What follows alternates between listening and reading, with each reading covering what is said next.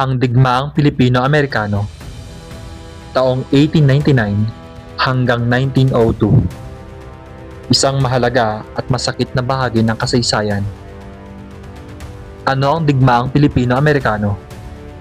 Ang Digmaang Pilipino-Amerikano ay labanan sa pagitan ng mga Pilipinong revolusyonaryo at ng mga sundalong Amerikano. Nagsimula ito noong ika-4 ng Pebrero taong 1899 at tumagal hanggang taong 1902. Ngunit ang mga labanan at pag-aalsa ng mga Pilipino ay nagpatuloy pa rin sa ilang bahagi ng bansa kahit tapos na ang digmaan. Bakit nagkaroon ng digmaan? Una, pagkabigo ng kalayaan. Akala ng mga Pilipino ay makakamit na nila ang ganap na kalayaan matapos ang pagkikipaglaban sa mga Espanyol. Ikalawa, kasunduan sa Paris, 1898. Sa kasunduang ito, ibinenta ng Espanya ang Pilipinas sa Amerika sa halagang 20 milyong dolyar. Kahit hindi sinama ang mga Pilipino sa usapan. Ikatlo, pag-aagawan sa pamumuno.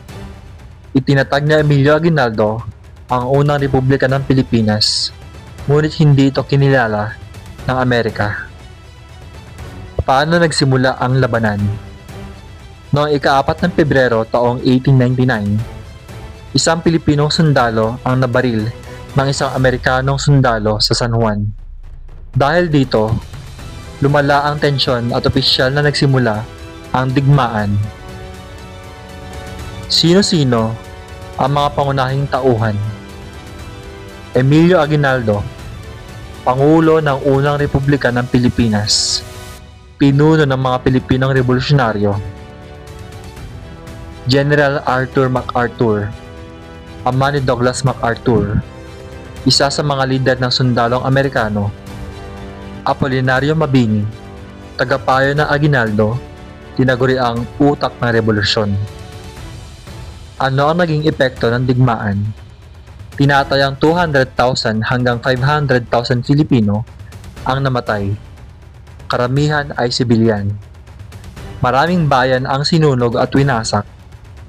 Mahuli sa Aguinaldo noong 1901 sa Palanan Isabela, opisyal na natalo ang mga Pilipino noong 1902. Ngunit may mga patuloy pa rin pag-aalsa tulad na kay Macario Sakay. Ano ang aral ng digmaang ito?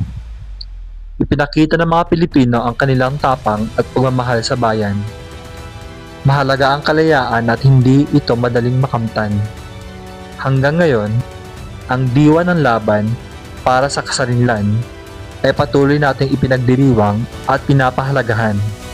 Isa ito sa mga pinakamadugong digmaan sa kasaysayan ng Pilipinas. Maraming salamat po sa panonood.